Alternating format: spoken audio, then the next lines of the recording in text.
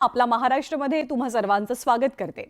सुरेश धस यांनी एक सनसनाटी आरोप केलाय आणि हा आरोप त्यांच्या स्वतःच्या हत्येसंदर्भातला आहे।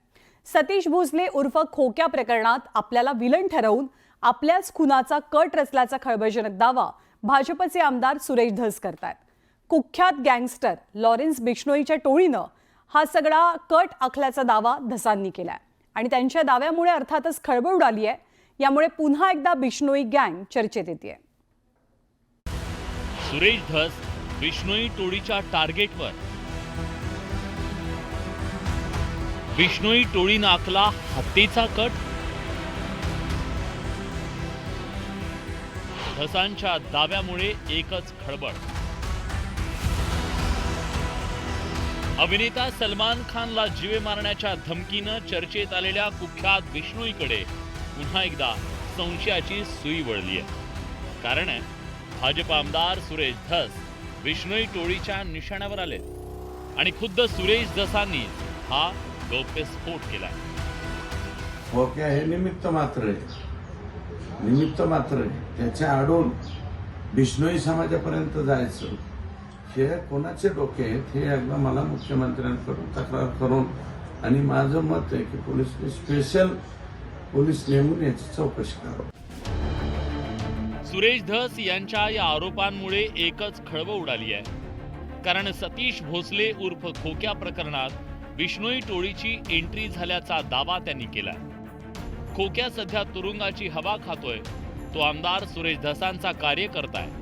खोक्यावर हरणाच्या शिकारीचा संशय आहे। काही दिवसांपूर्वी त्याच्या घरातून शिकारीचं जाळं आणि सापळे वन विभागानं जप्त केले होते। खरं तर काळविटाच्या शिकारीवरून बिश्नोई टोळीनं अभिनेता सलमान खानला जीवे मारण्याची धमकी दिली आहे।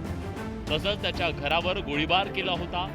त्याचप्रमाणे आता हरणाच्या मांसावरून बिश्नोई टोळीला आपल्या विरोधात भडकवलं जात असल्याचा आरोप सुरेश धस यांनी केलाय।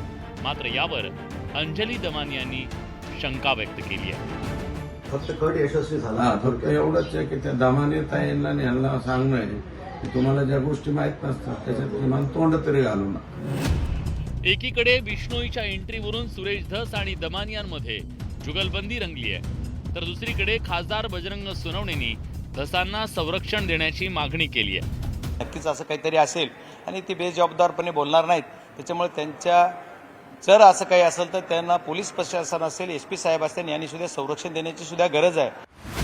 सुरेश धस यांच्या म्हणण्यानुसार खोक्या हरणाची शिकार करतो, हरणाचं मांस सुरेश धसांना पाठवतो अशी वक्तव्य काही लोकांनी केली। आपल्या विरोधात मोर्चा काढला गेला, त्यात ठराविक लोकांचा गट सहभागी होता। त्यानंतर त्यातले काही लोक मुंबईला गेले, ते उपोषणाला बसले। त्यासाठी राजस्थानवरून बिश्नोई समाजाचे 4 लोक आणले गेले। त्यांना आपल्या विरोधात वक्तव्य करायला सांगितल्याचा दावा धसांनी केला। सुरेश धस यांनी बिश्नोई टोळीवर आरोप केल्यानं या प्रकरणाचं गांभीर्य वाढलंय। आता या प्रकरणी पोलीस कोणती कारवाई करतात याकडे सगळ्यांचं लक्ष लागलंय। सुरेश जाधव, न्यूज 18 लोकमत, बीड। यापुढची बातमी वाल्मिक कराड